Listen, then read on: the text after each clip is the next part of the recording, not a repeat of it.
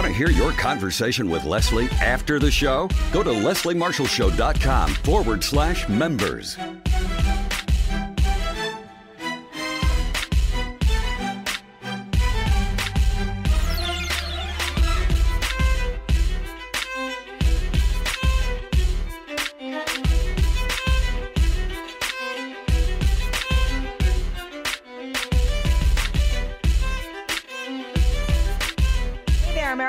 Welcome back. Only true democracy and talk radio of, for, and by you, the people. Our guest this evening is Brigadier General David Irvine. General Irvine is an attorney in private practice in Salt Lake City, Utah, a former Republican legislator, and a retired Army Strategic Intelligence officer. Brigadier General Irvine enlisted in the U.S. Army Reserve in 1962 and received a direct commission in 1967 as a Strategic Intelligence officer. He maintained a faculty assignment for 18 years with the 6th U.S. Army Intelligence School, and that's where he taught prisoner of war interrogation and military law. General Irvine is a member of the Constitution Project's Task Force on Detainee Treatment, an independent blue ribbon panel that is investigating the detention and treatment of suspected terrorists, beginning with the Clinton administration all the way up until today. And that is across multiple geographic theaters, including Afghanistan, Iraq, Guantanamo Bay, and the CIA's secret prisons. Yes, they have them in Europe. More than a pleasure to have him with us, General Irvine. General, good evening. Welcome to the program. Happy to be here. You and I are going to talk a little bit tonight, or touch upon tonight, a movie that my husband is dying to see. But not just a movie, a reality. A lot of people out there are, flocking to the critically acclaimed film Zero Dark 30. Are going to be doing that this weekend as it opens. I know my husband's, begging me to go, and he's like, I know it's not, a chick flick, but I know you'll love it. And the film is actually generated, even though, the general public, viewing public hasn't seen it yet. But the film has generated significant controversy because they depict harsh interrogation techniques, many of which are regarded as torture. So let's talk about certain things. First of all, have you had the opportunity to see Zero Dark 30, General? No, I have not. Have you heard about some of the techniques in the film, the harsh interrogation techniques? Lots and lots. Okay. So first and foremost, can you share, before people flock to the theaters, maybe one or two, since you've heard lots and lots, of the type of interrogation techniques that are described or depicted in the film? Well, I have not seen the film, but let me just mention what goes under the rubric of enhanced interrogation techniques. As we use that term, they include such things as prolonged sleep deprivation, nudity, sexual violation and humiliation, subjection to extreme temperatures, withholding medical treatment, violent assaults, waterboarding, sensory deprivation, mock executions, threats of execution or harm to family members, and prolonged stress positions. So I'm not sure what range of those EITs are actually depicted in the film, but I think one of the questions people ought to ask themselves as they watch the movie is whether, if what they see on the screen were being done to a family member of theirs who serves in the military and might be taken prisoner by an enemy, would that be acceptable treatment if that sort of technique were used on American military prisoners? And that's really the issue, because we can't kid ourselves. Whatever we do to those who are in our custody becomes the standard by which other nations consider acceptable if they do the same to us. Now, all of the things that you mentioned, and I'm just going to, tick off three: sleep deprivation, sexual violation, withholding medical treatment, and all the others that you mentioned, obviously are a violation of the Geneva Conventions, are cruel and inhumane, are torturous, and we, as a civilized Western nation, should be above that. Yes, we should. I think one of the things that also needs to be kept in mind about this whole subject is that a majority of Americans now believe that torture is acceptable, and they've been conditioned to believe that by an echo chamber that says basically two things. First of all, enhanced interrogation techniques are not torture, and second, they've saved thousands of lives. But then there's a caveat to that. Those who advocate enhanced interrogation or torture say, we really can't tell you about all of the successes these have generated because they're classified. It's important to understand that there really is no evidence beyond those self-serving statements to support any successes that might be attributed to enhanced interrogation. That's one reason that a critical item before the Congress right now is the Senate Select Committee on Intelligence report on detainee treatment that was adopted by the Democratic majority in December.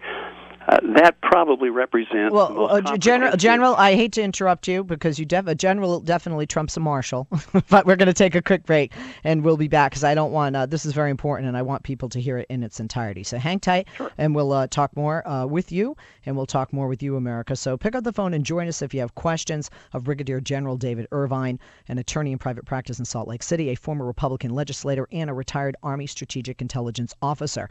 Our guest tonight, we're talking about torture, talking about the Zero Dark 30 film, and as you can hear, we're going to talk with him tonight about legislation that Americans should be aware of, and not just aware of legislation, but practices that we don't want to continue to be a part of the American way. All right?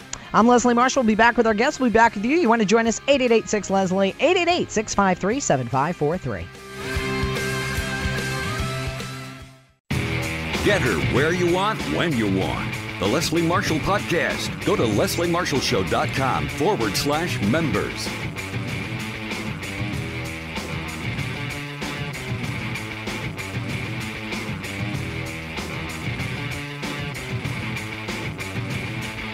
See me coming to town, but my soul's straight down out of the world, but my fingers holding on to the devil. I know all my troubles are hanging your trigger. Take your eyes and your mind from the road. Shoot your mouth if you know you're aiming. Don't forget to pick up what you sow.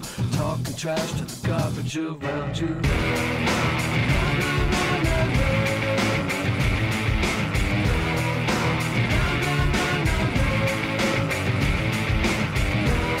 Hey there, America, and we're back. I'm Leslie Marshall. Welcome or welcome back, and we welcome Brigadier General David Irvine. General Irvine, thank you for holding. Welcome back. He is an attorney in private practice in Salt Lake City, Utah, a former Republican legislator, and a retired Army Strategic Intelligence Officer.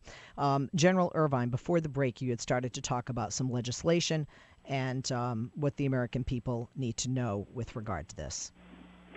Well, for the past few years, the Senate Select Committee on Intelligence has been investigating the treatment of detainees during the 10-year war on terror that we've been involved in. This has probably been the most comprehensive examination of records related to interrogations conducted by the CIA and by the military that anyone has undertaken to date. And the committee has had access to, from what they have reported, all of the files of the CIA that have been classified that deal with the questions that we were discussing. And presumably, based on comments of the co-chairman of that committee and Senator McCain, the results of that effort have indicated that for all the angst that we have undergone as a consequence of resorting to torture or abuse of prisoners in our custody, we really have not gained any useful intelligence from that effort that has actually saved the thousands of lives that the advocates of those programs claim to have been saved. We don't know what that report is going to look like because it hasn't been released yet, but it's important, in my opinion at least, that it be released with as few redactions as possible. The world knows what we did at Guantanamo and in Iraq and in Afghanistan in terms of how we treated prisoners in our custody. The only people who really don't know at this point are the American public. And it's important for this debate for as much reliable information on that subject to be available as possible. One of the things that, and the reason I brought up this film is not only that it's opening this weekend, but it has reopened the debate for those that maybe had, not had it on the front, burner, and certainly the front page, which it will be again, as you know, General. And that is the political wound, some would say, and lawmakers would rather not see this issue. But specifically with regard to this film, the role that torture played in the hunt for Osama bin Laden and whether or not that was effective. Now, that is something you know a lot about, not only, how it played into this and whether or not it was effective, and or whether or not it, had any direct, connection to the finding of Osama bin Laden and having him taken out by our great Navy SEALs. Well, first of all, I need to disclaim any intimate personal knowledge of those factors. But going on what has been stated by the directors of the CIA, by the chairpersons of that Senate committee, by Senator McCain, Senator Graham, and others, they have been very explicit and very clear that information which led to the killing of Osama bin Laden was not developed as a consequence of waterboarding or torture. In fact, I believe Mr. Panetta went so far as to say that none of that information that was vital in developing the leads that led to Abbottabad came from detainees in CIA custody. Now, I'm not sure what that means, but obviously there's been a very determined effort on the part of the leaders of the CIA and the senators on that committee to make it clear to the public that whatever is in this movie or any other depiction of the raid on Abbottabad, torture was not used or was not necessary, did not produce intelligence that led to the result. Wow. I have not seen the film, you have not seen the film, but what I'm hearing about the film is that it portrays the CIA and using interrogation as definitely, at least from the viewer's point of view, being very effective in getting Osama bin Laden. And I'm wondering if, in a sense, a film like this, and with this situation, torture, that it is going to present fiction in a movie, of course, to the American people, and that some Americans may change their mind or form opinions based on falsehoods. Well, I think that's a legitimate concern. We need to remember a couple of things. Zero Dark 30 is a conjunction of two institutional motives. First, the producers want to make a lot of money. And second, the CIA, by helpfully collaborating in the production of the motion picture, wanted to legitimize what it has been doing in the war on terror. So by creating a controversy over torture, more tickets get sold, more money gets made, and I suspect for the CIA, viewers likely will go home thinking, no torture, no bin Laden. And that's not only wrong, it is a dangerous mindset to have. Why is that a dangerous mindset to have, though, General? I mean, not just by the American people. I mean, certainly, the voices speak, but through their votes, but from politicians and certainly from those who work in areas like the CIA. Well, in addition to being illegal and immoral, torture is unreliable. First of all, some people will lie to make it stop, and we had examples of this in the run-up to the war on Iraq. Sheikh Ibn al-Libi confessed under torture that Saddam Hussein had weapons of mass destruction and was prepared to use them. That information was false. He later recanted it, but it became a significant part of Secretary Powell's address to the United Nations justifying our going to war against Iraq. The second problem with torture, and one of the reasons that it's unreliable, is that there are some people who will die before they will talk, and we have had examples of that in our recent experience as well. Al-Jamadi at Abu Ghraib, who was known as the Iceman, was captured. He was reputed to be a very high-value Al-Qaeda captive, and when he was brought to Abu Ghraib, he showed up almost naked with several broken ribs, and he was interrogated by a CIA interrogator who had him suspended from a ceiling in a fashion. His wrists were bound behind his back, and a rope was run up, and he was elevated off his feet. This commonly has been referred to as a form of a Palestinian hanging. It's like a crucifixion. He was asked repeatedly for information about his Al-Qaeda role and contacts. He never said anything to his interrogator. He wouldn't respond, and he died under torture. If he was the high-value captive that he was reputed to be, torture deprived us of any information that we might have gained through conventional interrogation means. There is so much evidence gained by our experience over 50 years of interrogating prisoners of war that the most effective way of getting intelligence from a prisoner in our custody is to create an environment where three things can happen. First of all, an interrogator needs a quiet room. Second, he needs to know what the rules are. And third, he needs enough time to make himself that prisoner's best and only friend. And the best interrogators understand this, and that has over and over and over led to the most useful, valuable intelligence that we have ever gained in our long history of going about this business.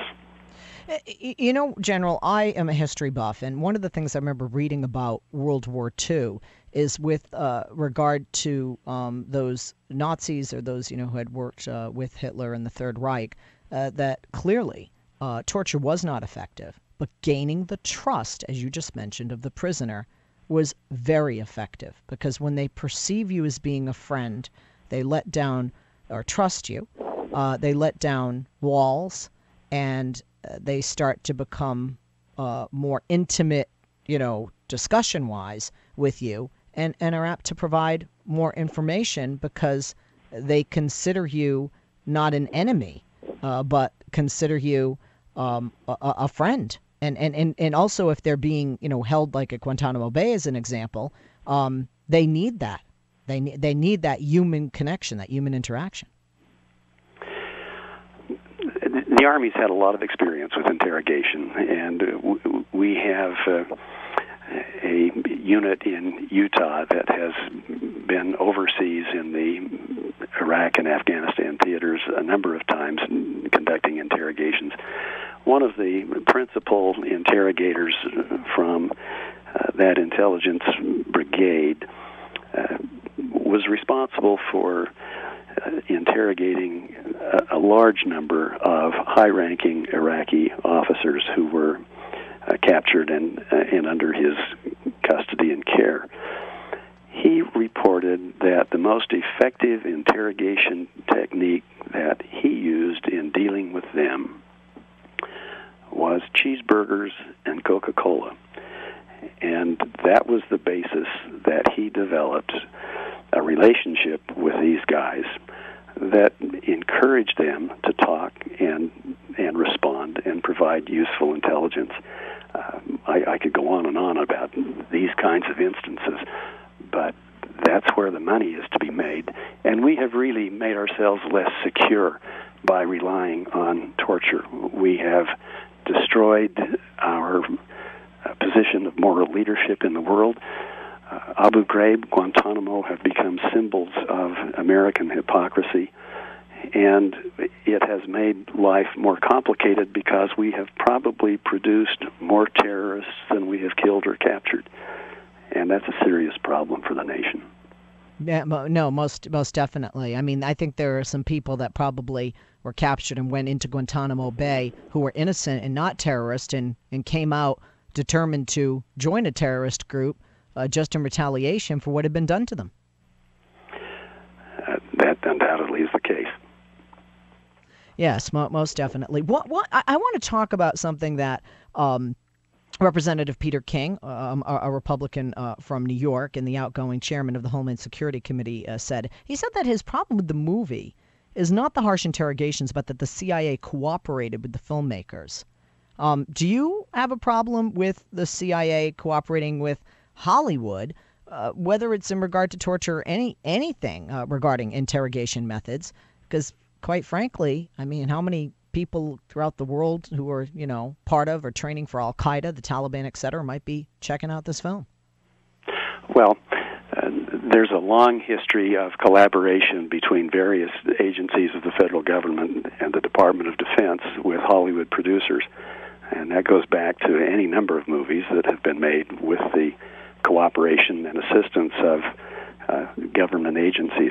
I'm not sure that it's a good thing or a bad thing in terms of what the CIA has done with respect to this movie, but everyone should recognize that there is an institutional motive in providing support and assistance to the producers, and that the CIA probably had something in mind that it would gain from the production of the movie that would show how they operated in a more favorable light than if they had not cooperated. So I'm not being critical of the agency for cooperation, but I think everyone who goes to a movie needs to recognize that primarily it's entertainment for profit, and that there are motives for staging things or portraying things as they are that may not comport with reality. In this case, I think the danger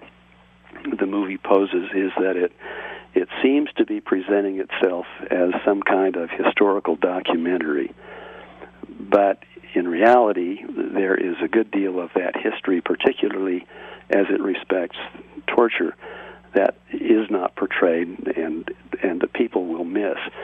One of the things that has been so very interesting to me is the tension between the Central Intelligence Agency and the Federal Bureau of Investigation early on about the methods that the CIA was employing at Guantanamo and at its black sites around the world.